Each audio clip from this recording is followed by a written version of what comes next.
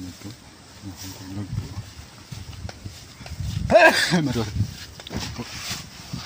Marami. Ito po yung pinukaan po ng bagyo. Kaya nga po, baka naman po naman matulungan niya kami.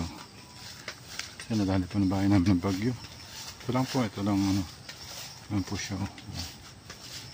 Dali po ng bagyo. Itong ano lang po, ito lang yan po siya.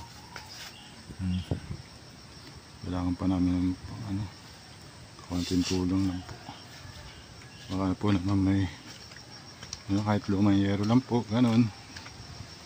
Yan po, kaya po ako nag-vlog. Kasi nga po, nawa po ko sa aking mga magulang. Yan po siya. Dito lang po to sa Bulacan. Yan po, yan po. Bumaksak po noon itong bagyo. Hindi ko pa namin naasahan. Yan po siya. Pati nga po bayabas. Yan po. Ito po siya. Yan, pati nga po mga saging naapektuhan. Kaya po sa pa-share lang po at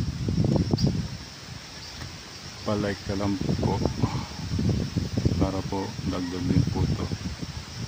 Salamat po. Hindi na po ako nakano, pero pinaron ko lang po kasi nga po. Pasensya na po kayo. Salamat po.